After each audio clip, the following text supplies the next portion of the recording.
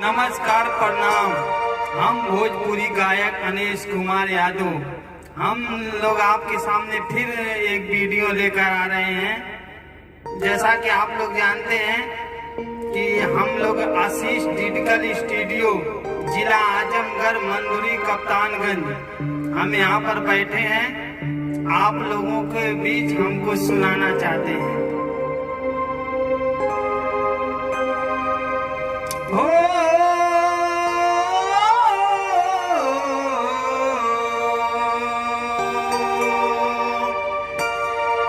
दिल ना लगई हाँ फिर जनियई हाँ, दिल ना लगई हाँ फिर जनियई हाँ। अब जा जा जा जान भुला जाई हाँ, अब जा जा जा जा जाए जान भुला जाई हाँ।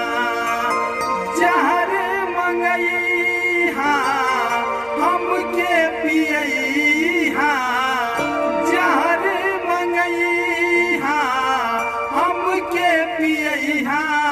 अब जा जा जा जान भुला जाई हाँ, अब जा जा जा जा जाए जान भुला जाई हाँ।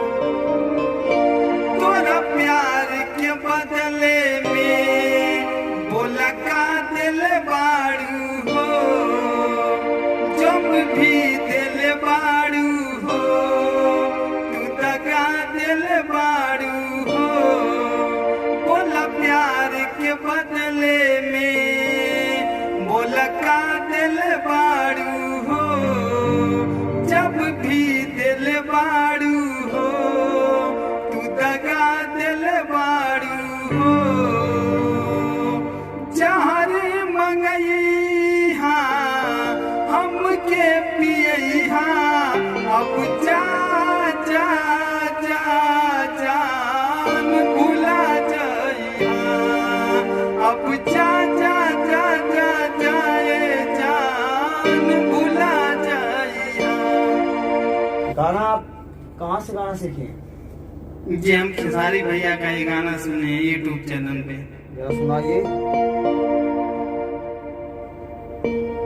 खेसारी भैया का हम यूट्यूब पे सुनते हैं गाना, हमें बहुत अच्छा लगता है इनका बेवफाई वाला गाना। चैनल के सब्सक्राइब करा, वीडियो अच्छा लगी तो शेयर जरूर करिए, लाइक करिए। नमस्कार प्रणाम, फिर अगले वीडियो में मिल जाए।